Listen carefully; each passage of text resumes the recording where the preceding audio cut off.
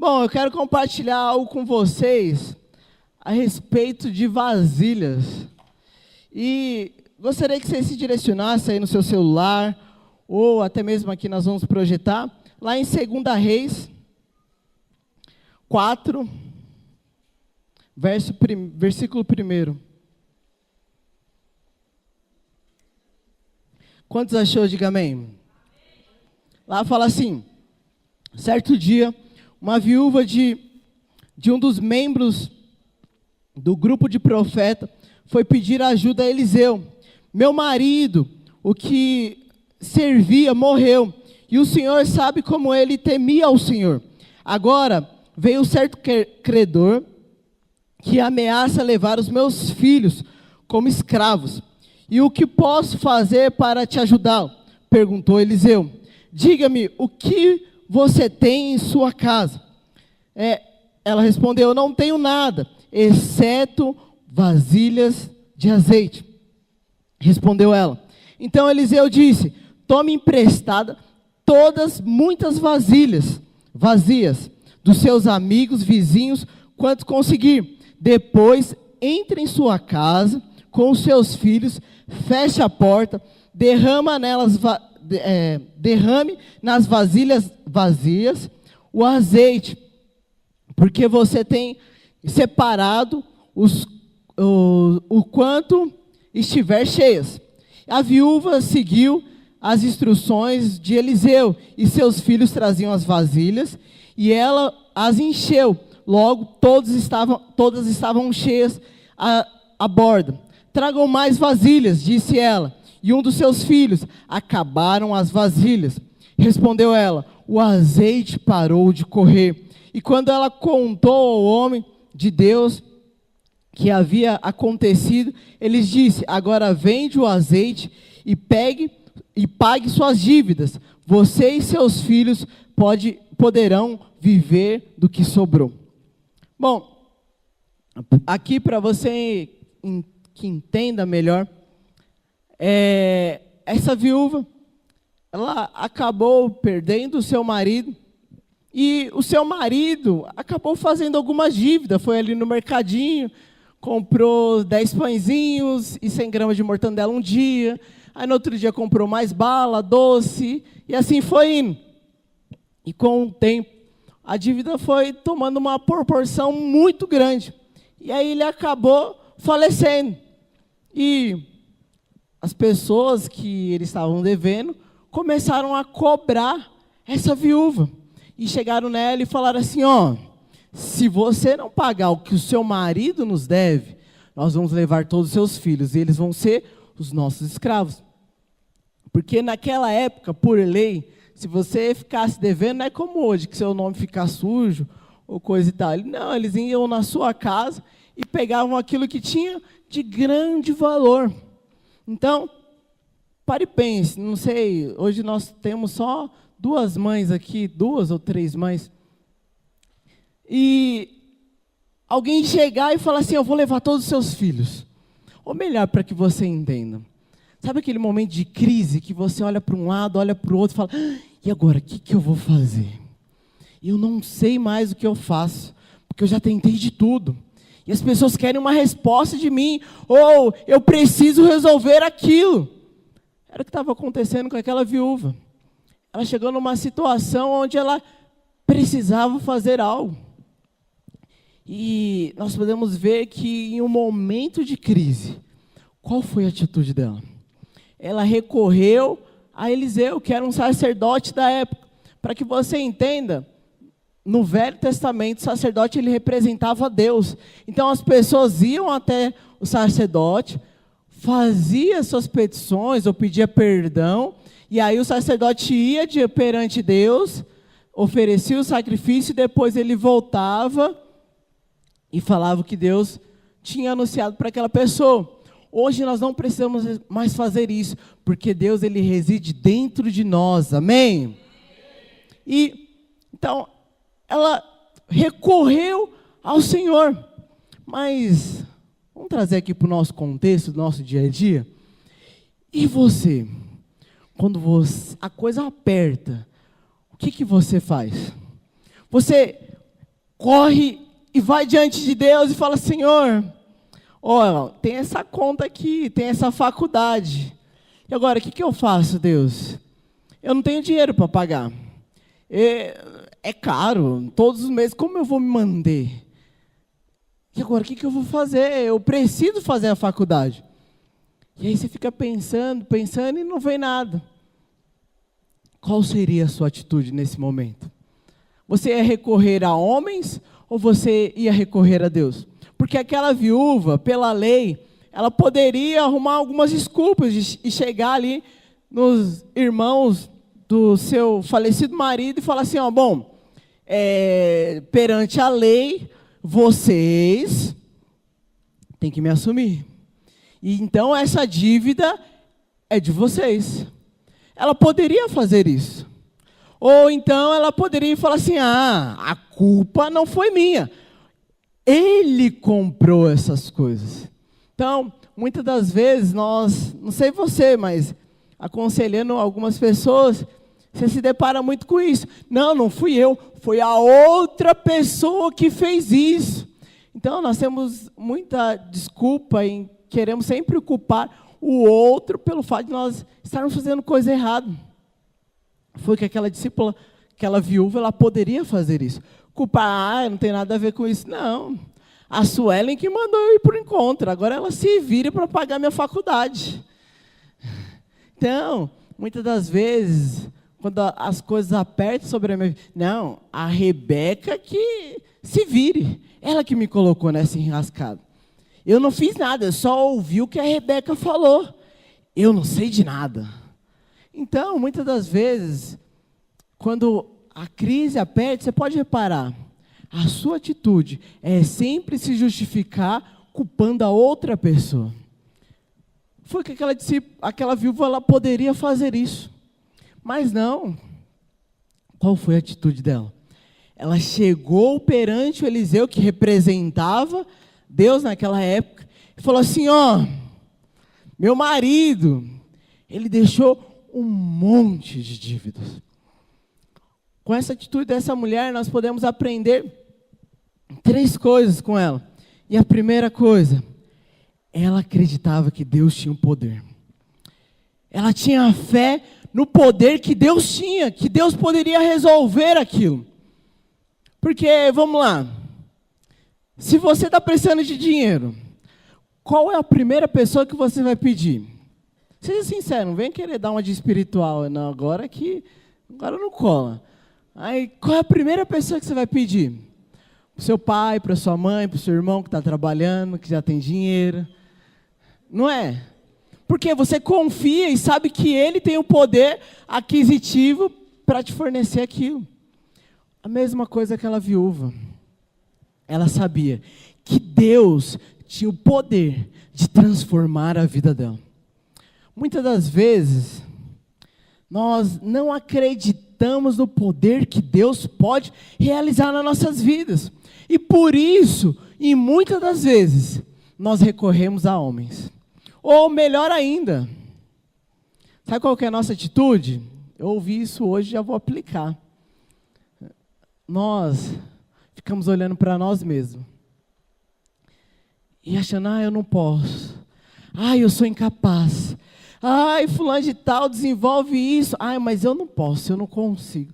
Você começa a olhar para você mesmo. E isso só vai deixando você cada vez mais o quê? Com culpa. Debaixo do quê? De uma acusação. Porque você não acredita, como a Sueli mesmo falou, você não confia que Deus é o seu pastor e nada vai te faltar. Você não consegue confiar plenamente nele. Porque o seu braço ainda é forte o suficiente para poder resolver as coisas. Mas vamos melhorar mais um pouco? Sabe quando você peca ou faz alguma coisa de errado? Faz aquilo que não devia? E aí você fica debaixo dessa acusação, debaixo desse medo. E aí qual que é a sua atitude? Se esconder. Fugir de Deus. Porque você acha que Deus está distante de você. Uma maneira que ilustra muito bem isso. Uma vez eu estava brincando com uma menina, neném, pequenininha, minha prima, E eu brincando, eu sou um pouco bruto. E aconteceu que ela acabou caindo e se machucou. Só isso, só. Mas olha o que aconteceu. Na hora quando ela caiu ali, até mesmo já aconteceu com a minha sobrinha algumas vezes, dela saiu correndo, caiu e se machucou. E aí todo mundo corre para acudir ela, e aí qual que é a atitude dela? Ela começa a espernear e chorar, e sai daqui, sai. Mas qual que é o meu papel como tio, ou o papel do pai, da mãe? É sempre procurar acalmar a criança. Mas a criança está ligando para isso? Tá não, ela quer saber chorar, ela está preocupada ali, e sai daqui, e ela berra e chora, ai, ai. Mas ela não está preocupada com o cuidado do pai, ou de quem está ali olhando ela. Muitas das vezes, é o que acontece comigo e com você. Sabe quando você faz alguma coisa de errado, ou como aquilo que você estava planejando fazer na sua vida, aí aquilo ali sai de acordo com o que você estava imaginando. Essa atitude é como uma criança, você começa a espernear, mas Deus, Ele não está ali, vai, bem feito, eu falei, não era para correr, agora fica aí chorando, olha o tamanho do galo que nasceu na sua cabeça, vai, faz de novo, vai lá, eu quero ver, faz de novo. Deus, Ele não fica assim, te culpando, te condenando. Sabe quem faz isso? É o diabo. Ah lá, você fez isso de errado. Ah lá, você fez isso, aquilo de outra coisa errada. Sabe quem faz isso na sua vida? É o diabo. O diabo sim que te acusa, Deus não. Você fala assim, Deus me acusou. Não foi, mentira. É o diabo. O diabo que tem o poder de gerar acusação. Você fez isso de errado. Mas Deus não, Deus ele age como seu pai. Você caiu, ele já sai correndo ali e tenta te acudir. Ele não quer o seu mal, ele quer o seu bem. Por mais que você faça coisas erradas. Nós podemos ver que no Salmos 23, que a Suelen acabou de ler, ele fala assim, ainda que eu ande pelo vale da sombra da morte, não temerei mal nenhum, porque tu estás comigo. Ou seja, você decidiu andar pelo vale da sombra da morte, mas você não precisa temer. Deus ele ainda vai estar com o Senhor. O seu cajado me consola. E o seu bordão me guia, uma coisa assim. Então, por mais que você tome decisões erradas na sua vida, por mais que, André, eu acabei errando, e aí, você fez isso de errado. Você acelerou e agora você tomou... Não. Deus ele não vai ficar apontando o dedo e falar assim, você fez isso errado. Pelo contrário, Deus ele sai correndo ao seu encontro e fala, você é amado. Você é o meu filho querido. Vem cá, o Pai te ama. E Ele vai te acolher, porque Ele quer te ver feliz. Então aquela viúva, ela confiava no poder de Deus. Ela confiava que Deus poderia resolver a situação dela. Então, meu irmão, quando você errar, ou quando você fazer qualquer outra coisa, que tire sua paz, que comece a gerar medo, comece a gerar acusação, volte seu coração para Deus, corra para Deus. Ele sim tem o poder de resolver todas as coisas na sua vida. Ele sim tem a solução para todas as suas dificuldades. Não é o seu irmão do lado, não é o seu vizinho ou coisa. Não, é Deus.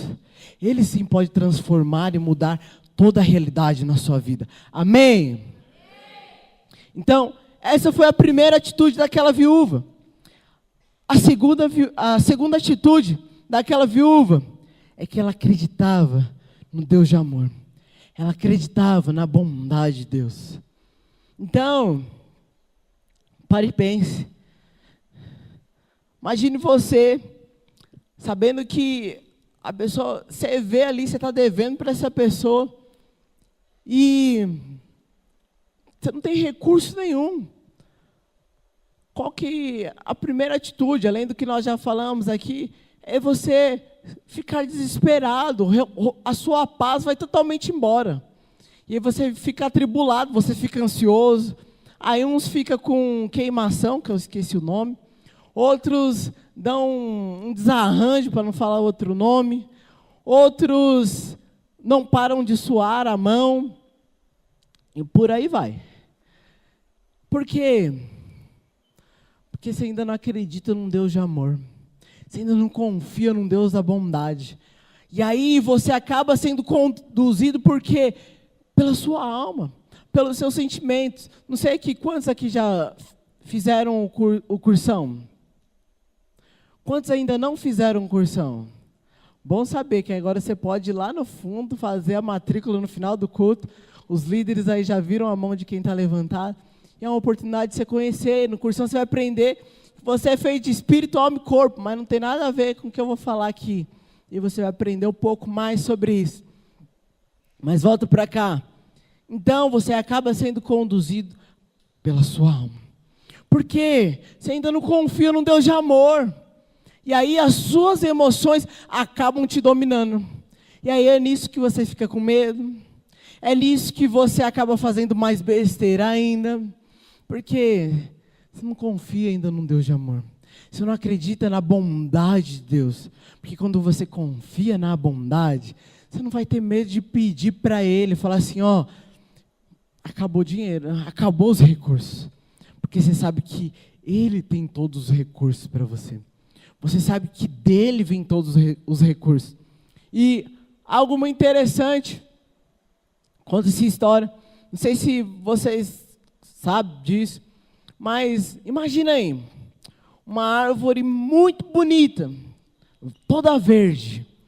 E essa árvore, para que ela venha se sustentar, para que ela venha permanecer ali no local que ela está com vida, ela precisa de algumas coisas. Primeiro, a luz, que ali vai fazer todo aquele processo ali. E ela precisa de alguns nutrientes. E uma outra coisa, ela vai precisar do quê? De água. E assim, com a luz, com esses nutrientes, ela vai acabar o quê? Produzindo uma seiva. Ela não vai precisar mais ficar removendo as folhagens secas e tirando tudo isso. Não.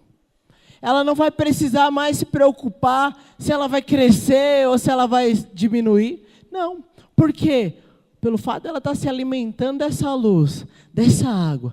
E é a seiva que está dentro dela vai fazer todo esse trabalho. Vai fazer com que tudo isso vai começar a correr dentro dela. E aquela folhagem seca vai sair uma folhagem nova, vai aparecer. Em outras palavras, para que você entenda melhor, nós precisamos da luz da palavra de Deus sobre as nossas vidas. E quando a luz da palavra de Deus vem sobre a nossa vida, automaticamente, Ele começa a nos dar ferramentas, Ele começa a nos dar nutrientes para que nós vamos nos fortalecer nele. E automaticamente a água do Senhor começa a fluir sobre as nossas vidas. E aí a seiva dele vai fluindo sobre nós. Ao ponto que quando nós começarmos a andar, e alguém falar, você fez isso errado. É mesmo? Cristo é minha justiça. Eu vou confiar nele. Eu sei que ele pode resolver isso. E aí você vai descansar. E aí Deus, ele, com o sangue dele, ele vai começar a remover essas folhagens secas e trazer uma folhagem nova. Então isso é você confiar no amor de Deus. Isso é você confiar na bondade que Deus tem para você. E foi o que aquela viúva fez. Ou seja, ela se direcionou a quem poderia resolver. E olha que interessante, o que ele fez, aquele Eliseu fez, ele fez uma pergunta muito básica para ela. Me diga, o que você tem na sua casa? Só isso ele perguntou. Agora, pare bem, vamos usar a nossa imaginação. Ela está viúva. Não tem dinheiro nem para pagar os caras que está devendo. Você acha que ela... Pergunta seria idiota, né? Você vem para mim para pedir dinheiro, eu falo assim, o que você tem? Não seria um pouco? Mas não. Ele perguntou justamente para saber o quanto ela estava disposta a viver o sobrenatural de Deus. Sabe, no momento que eu subi aqui, eu fiquei um pouco indignado pela atitude de vocês, é justamente isso. A pergunta que Eliseu fez para aquela mulher é: o que você tem? O que você tem? Não no sentido, você é louco, coisa assim, não. Mas o que você tem para oferecer para o Senhor? O que você quer dele? Foi isso que ele perguntou para ela. E aí, olha a resposta dela. Ela falou assim: eu tenho um pouco de azeite só. Aí que o milagre acontece. E é aí que Deus começa a transformar todas as coisas. Então, Eliseu, ele pega e fala assim para ela: então você vai ajuntar todas as vasilhas. Você vai chegar em todos os vizinhos e ajuntar todas as vasilhas que você conseguir. E aí, qual que foi a atitude dessa viúva? Ela confiou na palavra, porque ela confiava em Deus. Mas, vamos lá, toda a vizinhança sabia do que estava acontecendo. Então, ela se direcionou e falou: Bianca, dá uma vasilha aí, vai acontecer um milagre lá na minha casa. E a Bianca: não, tá bom, pode pegar aí, quanto você quiser. Aí chegou: Gabriela, me dá umas vasilhas aí. Aí a Gabriela: não, sim, eu entendo sua situação, seu marido morreu, não, pode pegar aí, o que você quiser, você pode pegar. E aí ele chegou e falou assim: Rebeca, me dá umas vasilhas. E ela foi ajuntando um tanto de vasilhas que ela conseguiu. E aí o que ela fez? Qual foi a direção do profeta? De Eliseu ali? Depois de você recolher todas essas vasilhas, você e seus filhos entram para sua casa e tranca a porta. Ou seja, nós podemos ver lá em Mateus 6:6, fala, Deus ele revela um segredo para nós, se nós queremos viver o sobrenatural de Deus. Ele fala que você se tranca no seu quarto, e o Deus que está em secreto irá te revelar os segredos do coração dele para você. Então, aqui nós podemos ver que Eliseu ele queria que aquela viúva descobrisse o segredo que Deus tinha para ela. E nós entramos no terceiro passo, que é a fé. Aquela viúva, ela precisava de ter fé para que ela viesse desfrutar do milagre de Deus. Então, ela recolheu todas as vasilhas. E ali ela começou a orar. E o mover de Deus começou a acontecer ali. E olha que interessante. E à medida que ela ia orando, Deus ele ia enchendo as vasilhas vazias. E à medida que essas vasilhas iam se enchendo, e ela ia só armazenando do lado. E ela foi ajuntando. Aí chegou um ponto que o filho dela falou assim: calma aí, mãe. Olhou assim e acabou. Ela falou: não, me dá mais vasilhas, porque não para de correr o azeite. Mas aí ele falou: não, mãe, acabou. O que eu quero te dizer com isso? Deus, ele só pode fazer algo baseado na sua expectativa, baseado naquilo que você quer de Deus. E aí eu volto a pergunta para você que Eliseu fez para ela: o que você tem? O que você quer de Deus? Olha que interessante. O primeiro milagre de Jesus, ele aconteceu na onde? Num casamento. Mas, meditando em cima disso, é um pouco engraçado. Porque, vamos lá, você está no casamento, e aí do nada acaba a comida. Acabou a comida, acabou a festa, certo? Você vai ser modesto? Não, vai continuar lá não. Acabou a comida, acabou a festa. E naquela época era a mesma coisa. Eu estou tomando porque estou com muito sono, gente. Não liga não. Chique nada, tá com sono mesmo. E algo interessante que aconteceu naquela época. Então Jesus ele é convidado para esse casamento. E ele está lá juntamente com os seus discípulos, tudo, ele já reuniu os 12. Então, pare e pense, você é convidado, você convida Jesus para o casamento, E ele ainda leva mais 12. Interessante, né? E ele está lá juntamente com os seus discípulos, pá. E aí chega alguém para ele e fala assim: Jesus, acabou o vinho. Ele vira para um lado, vira para o outro e continua comendo, finge que nada com ele. Mas aí, olha como é tão interessante você ter uma expectativa em Deus. Olha como é tão importante você confiar quem é Jesus na sua vida. Maria, mãe de Jesus, chega até Jesus e fala assim: ó, tem como você fazer um milagre aí? Porque se acabar o vinho, vai todo mundo embora. E acabou a festa. Tem como você realizar isso? Veja que interessante, ela sabia para quem recorrer. No momento de crise, para quem você recorre? Para os seus amigos? Ai, sabe, fulano de tal falou mal de mim. Presta atenção, vai orar, pede para Deus. Ai, sabe, eu não consigo resolver aquilo. Para com isso, vai orar, tranca sua porta, e o seu Deus em secreto há de te revelar coisas novas. Então, para. E aí, olha o que acontece. Maria fala assim: Senhor, acabou o vinho. Ele: não, sabe uma coisa? Jesus, ele, mano, eu não sei quanto a você, mas pare e pense. Ele pega e fala assim: ó, manda encher de novo as vasilhas de água. Ah, para mim, água tem em todo lugar, não tem? É só você abrir a torneira. Não é verdade? Então, para Deus fazer algo na sua vida, não precisa de algo estronante. Estronante não, né? De algo sobrenatural. Não precisa de vir um mágico de Oz e não. Tem água na sua casa? Não tem água no córrego ali? É água.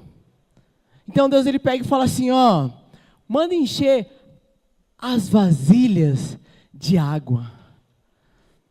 E aí, o que aconteceu depois que encheu todas as vasilhas? A água se transformou no quê? Em vinho.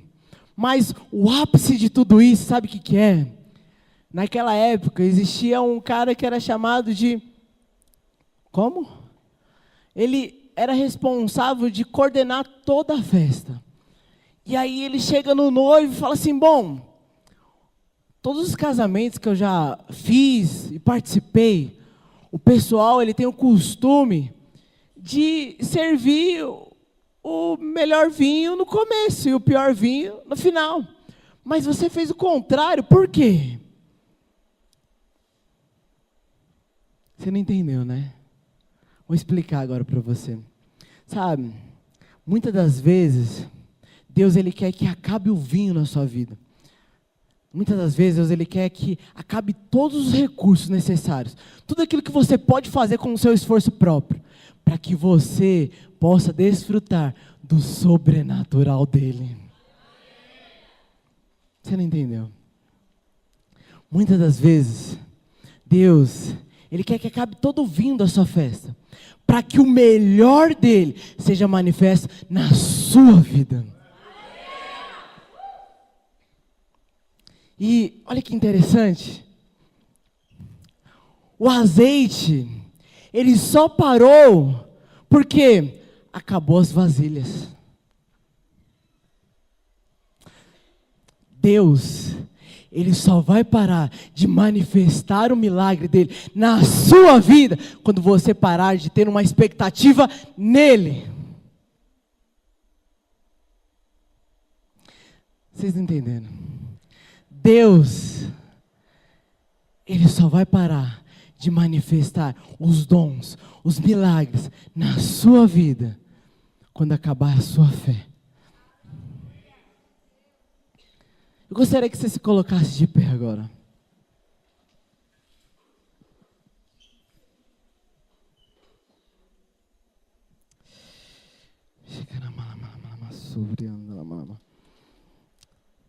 Oh, Espírito Santo de Deus.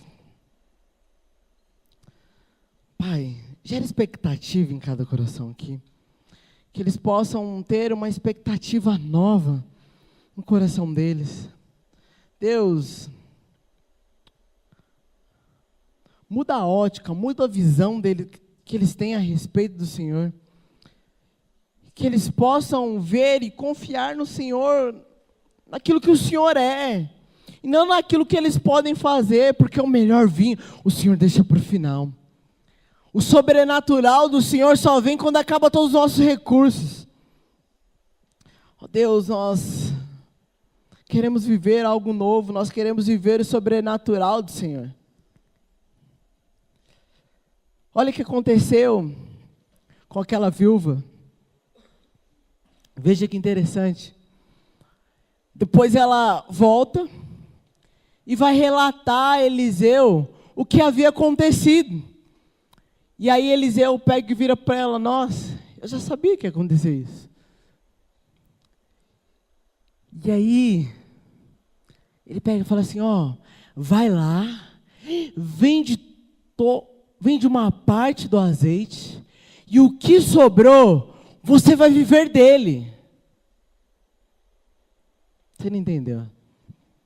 Quando Deus ele realiza o milagre dele na sua vida, quando o vinho acaba, e o vinho dele, a água, eu não estou falando de algo extraordinário, você plantar bananeira e Deus manifestar milagres, não estou falando disso não. Ou você orar até a orelha bater pau. Não, Deus ele vai agir na sua simplicidade, do jeito que você fala. Não precisa você conhecer a Bíblia toda, como o Vinícius falou, eu conheço um monte de teólogo que não deu nada. Deus ele vai usar com os seus recursos. O que é água? Todo mundo tem água aqui em casa? Então, Deus ele usou da água. Se ele usou da água para manifestar milagre, será que ele não pode usar você?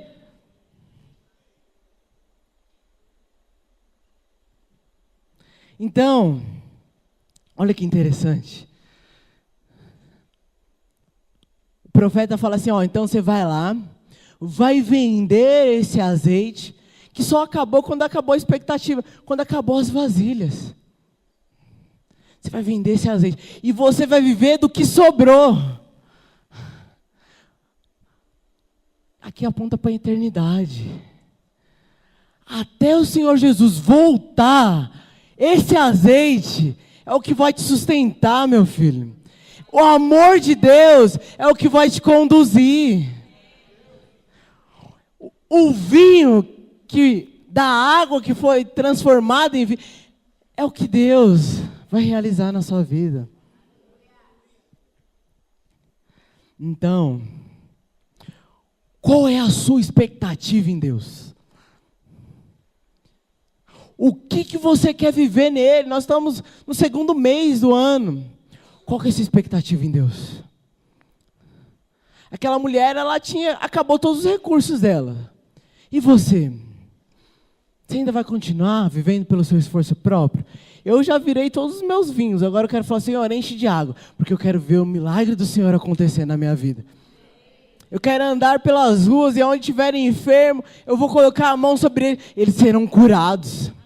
O Vinícius estava perguntando aqui, você já curou alguém essa semana? Eu falei, ainda não, mas se tiver alguém enfermo aqui, nós vamos ter um momento de oração, eu gostaria que você levantasse a mão, porque eu creio que você vai sair daqui curado.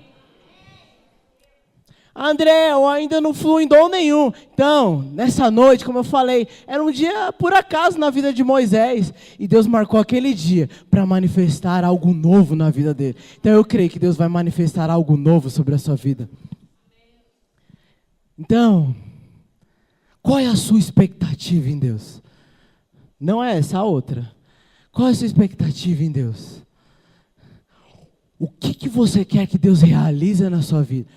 André, eu quero que Deus abra uma porta para mim numa faculdade. André, eu quero fazer um cursinho, mas eu não tenho dinheiro. Não é para mim que você vai pedir, não, pede para Deus. André, na minha casa, os meus pais, eles vivem brigando. Fala, Senhor, eu declaro o amor do Senhor fluindo sobre lá. André, meus pais, eles ainda não são convertidos. Deus, transforma a vida deles. Deus, meus pais, eles ainda não creem no Senhor como Senhor e Salvador. Então, essa é a sua expectativa, né? André, meu coração ainda não queima pelo Senhor. Deus, eu quero André, eu quero ter um coração mais incendiado. Então você vai pedir isso para o Senhor. Deus, transforma meu coração. Você vai pedir para que Deus ele venha transformar. Vem aqui agora, Jesus, esteja conosco. Você vai pedir para que Deus venha incendiar o seu coração. Não olha para mim não, eu não posso fazer nada por você não. Feche seus olhos. O poder não dá em mim. Eu sou só um canal na vida dele. Qual é a sua expectativa? O que você tem na sua casa? O que você quer que Deus transforme na sua vida? Deus, transforma minha mente. Minha mente tem sido uma mente muito impura. Deus, transforma meu coração.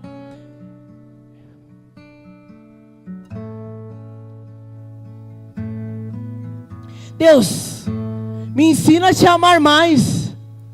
O que eu quero, parar de pensar em mim. O que eu quero, cantar a velha canção que diz mais de ti, menos de mim.